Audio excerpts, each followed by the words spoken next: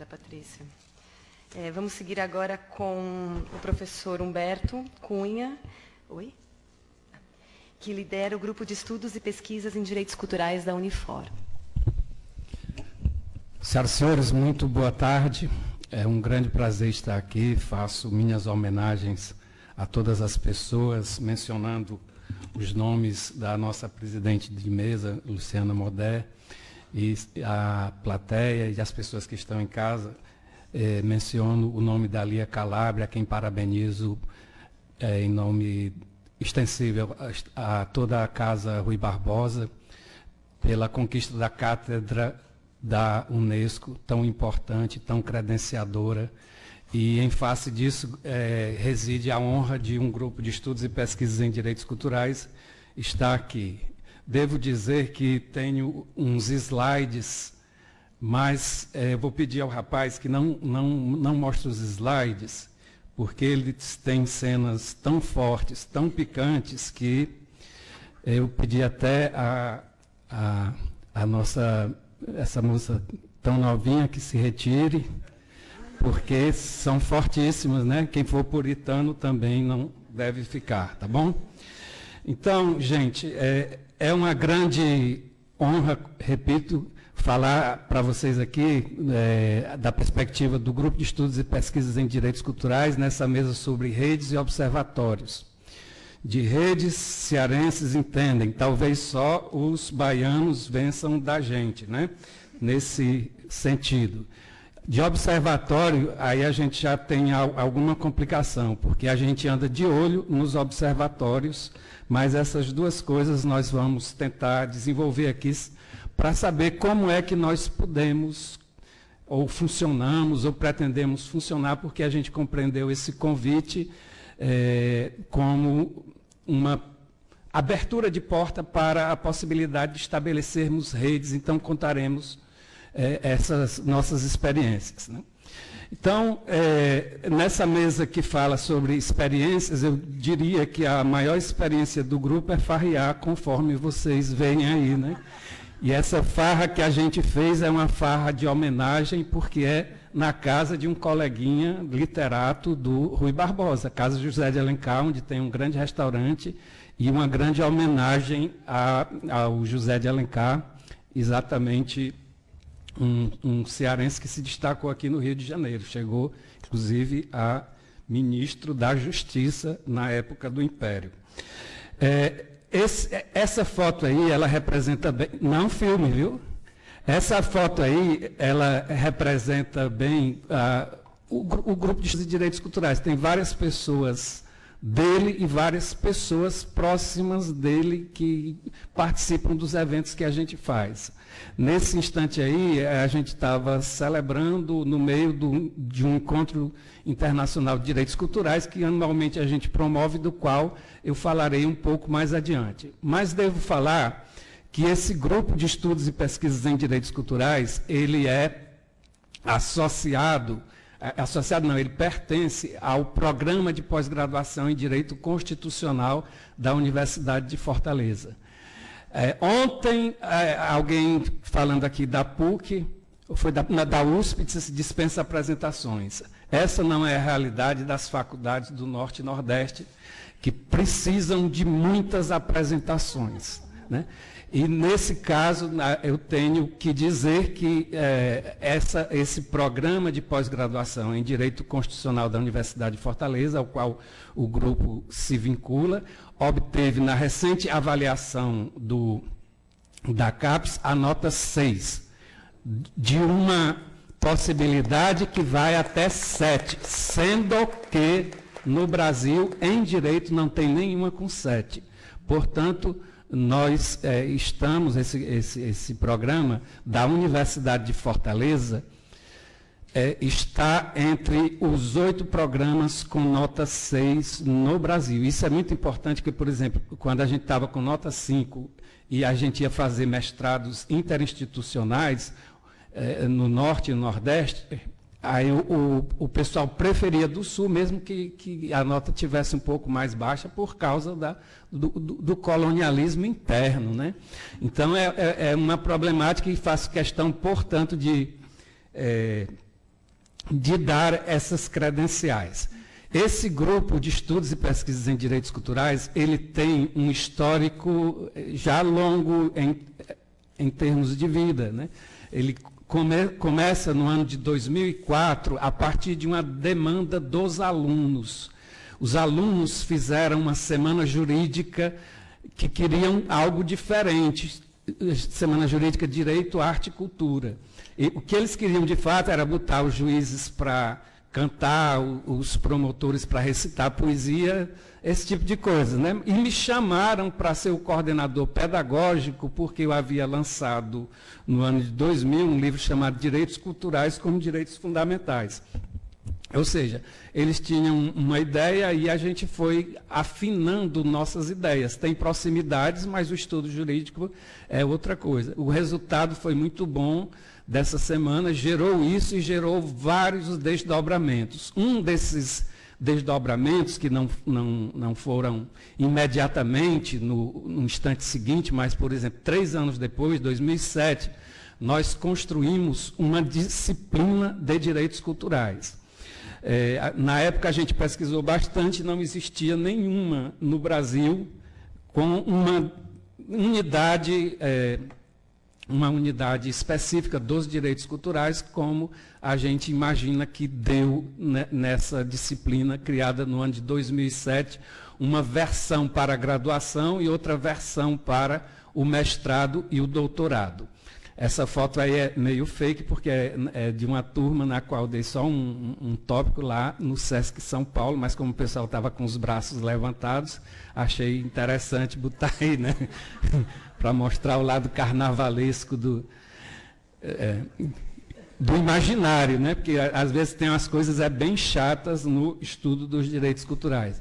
Então, em 2012, nós tivemos um outro grande avanço, que foi o de realizar trocas de ideias com a criação do primeiro Encontro Internacional de Direitos Culturais, para o qual tivemos colaboração do Itaú Cultural e da Casa, aliás, da Fundação Joaquim Nabuco, sem as quais não teria prosseguido, né? Porque, inclusive, a gente fez metade na nossa universidade, e outro grande apoio que nós tivemos, que nos credenciou bastante, foi na Escola da Magistratura. E, na época, nós trouxemos lá para Fortaleza o Jean-Marie Pontier, da França, e a Loreto Bravo, que a gente conheceu aqui e que esse ano, inclusive, voltou ao Ceará. Olha, veja que o grupo começou a se reunir em 2004, só em 2014 a gente foi se formalizar perante o CNPq, porque nós tínhamos a ilusão ou uma utopia, né? Uma utopia no sentido mais puro dessa palavra, de ter uma gestão anarquista. Não é anômica, não é sem norma, mas é em que todos precisam, aliás, que ninguém precisa de governo para se portar com regras de civilidade. Então, a gente... mas em 2014, as pressões por produções científicas, as estruturas não nos deixaram na informalidade, tivemos que nos formalizar. E em 2014, essa formalização perante a universidade, perante os compromissos mais formais, fizeram com que a gente deliberasse pela criação de um Instituto Brasileiro de Direitos Culturais, que aí tem seus debates internos, suas linhas políticas, suas disputas, segundo aquilo que resultar das votações para a eleição de sua diretoria, que, aliás, já está na 2ª diretoria, e o presidente é Mário Pragmácio, que alguns conhecem, que mora aqui no Rio de Janeiro. Ele me disse, inclusive, que é pertinho aqui da Casa Rui Barbosa, né? Bom, quanto à ideia de observação, nós observamos a cena dos direitos culturais de uma maneira geral e aproximada, tendo foco muito específico sobre os problemas concretos, mas temos uma observação permanente sobre os problemas teóricos. Aliás, um problema teórico renitente, que é a definição de direitos culturais, né? Então, a gente acha que toda vez que se vai discutir cultura ou direitos culturais, não precisa abrir o debate, mas a gente tem que esclarecer qual é a nossa compreensão, para evitar que a gente dialogue em sintonias, 10 minutos, né? Em sintonias diferentes.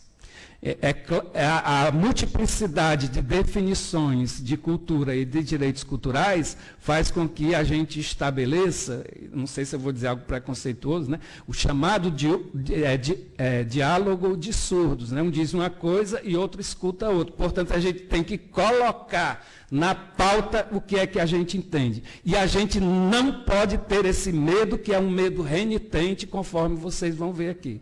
Esse medo renitente, ele fica exibido nos próprios documentos da Unesco. Olha que coisa interessante isso que está na tela.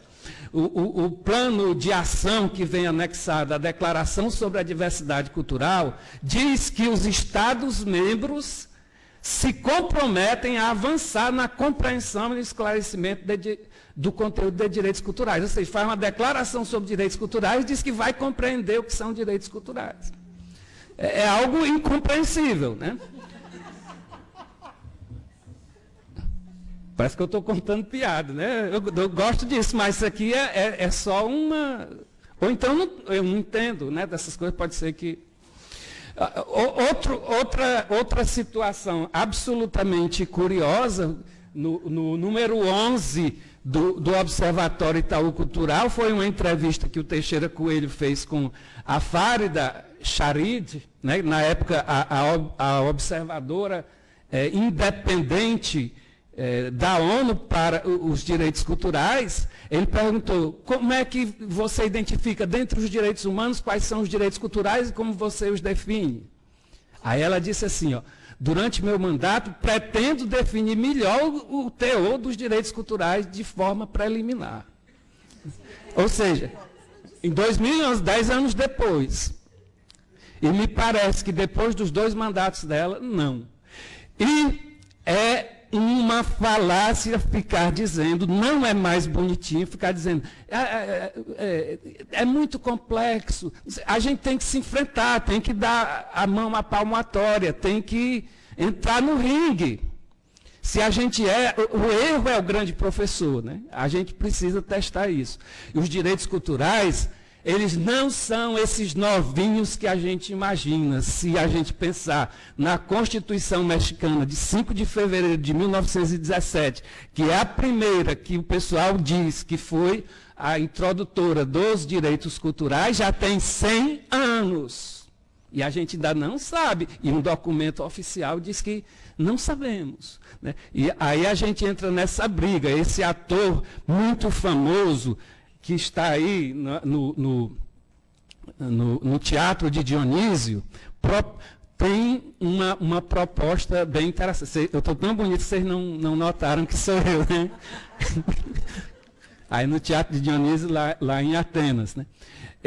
A gente tem a nossa grande fixação é a de tentar compreender abstratamente esses direitos culturais. E tem vários elementos, né? Tem o elemento dos temas, dos conteúdos, da matéria, que são esses aí a gente compreende.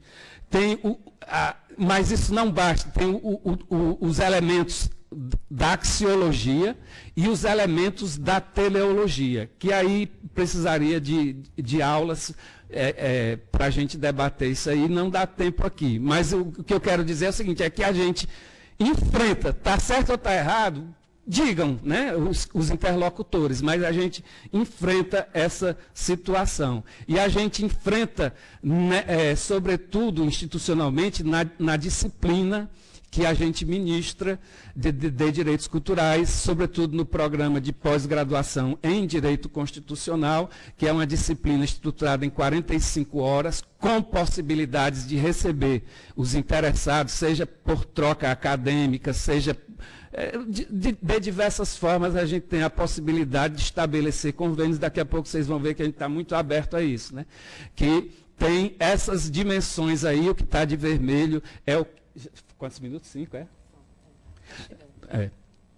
Eu fico com medo de acelerar ou de refrear. Mas aí tem uma dimensão conceitual, que é claro, que é exatamente essa de a gente estabelecer previamente o que é que a gente está comunicando uns com os outros, o de axiologia, que é de entender a principiologia dos direitos culturais, a teleológica, que é da finalidade, e a outra, depois desse instrumental, trabalhar esses direitos culturais a partir dos documentos constitucionais, que não é só a Constituição, né? Inclusive documentos internacionais que têm também, pela visão dos direitos humanos, esse patamar, ou até superior, né?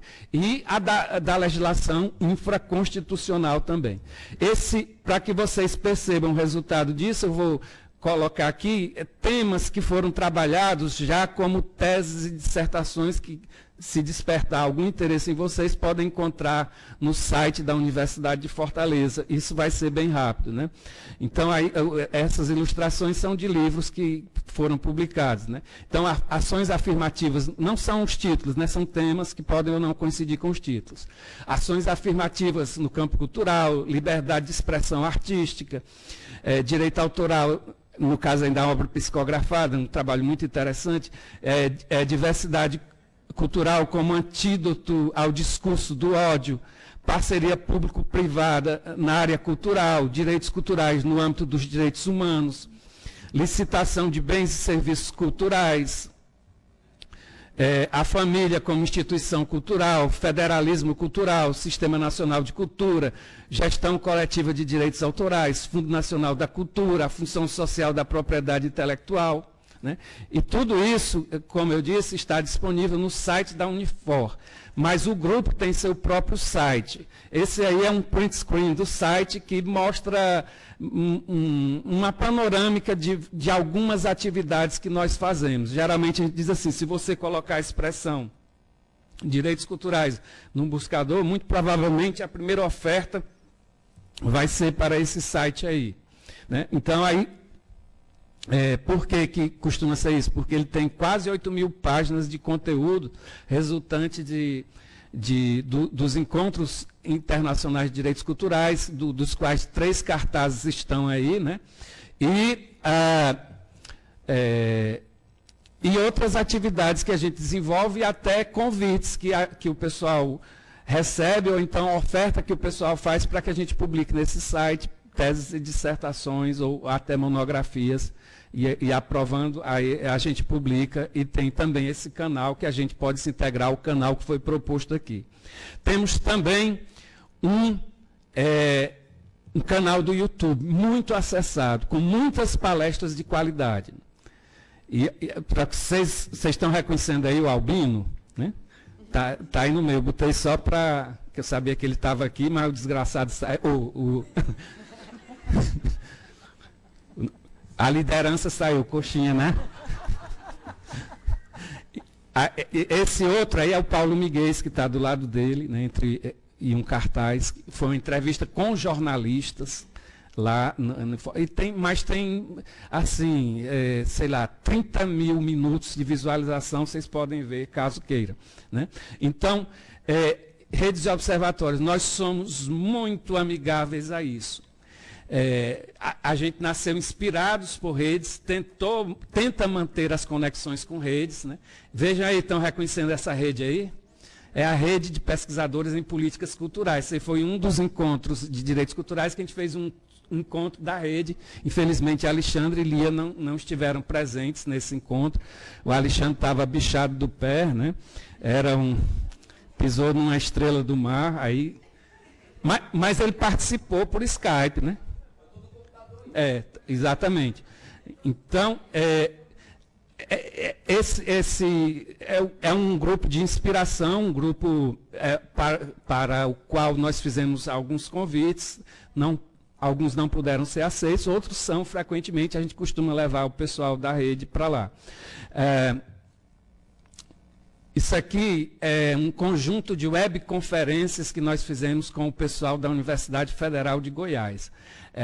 Eles têm uma especialização à distância, telepresencial, né? Lá em Goiás. Aí o grupo deu parte do conteúdo, e eles deram outra parte do conteúdo, a gente ficou trocando, e essa especialização em vários núcleos lá em Goiás resultou livro, tem vários vídeos, foi uma experiência maravilhosa, né? Esse livro aí, essa imagem que eu mexi, é de um livro feito em rede, um livro feito durante um ano, com pesquisadores de todo o Brasil. A gente partilhou um arquivo no Google Drive e ficou trocando insultos acadêmicos, e saiu um livro muito interessante, na minha opinião, né? Então, o outro slide, esse último aí, foi de uma nova experiência que fizemos esse ano para eliminar palestras desse tipo, mas palestras mais discutidas uns com os outros, né? Então, e frutos de redes que estão se multiplicando. São encontros de direitos culturais que surgem a partir do nosso, né? Vejam que aí esse que se movimentou, o primeiro de Souza, na Paraíba, esse segundo de Uberlândia, esse aí é de Mossoró, no Rio Grande do Norte, e esse aqui é o que é a matriz. A gente diz que é a matriz porque as pessoas que organizaram confessadamente dizem que se inspiraram lá, e a gente realmente troca ideias e faz intercâmbios, né? Obrigado.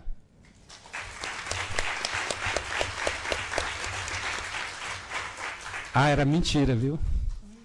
As coisas picantes, era mentira.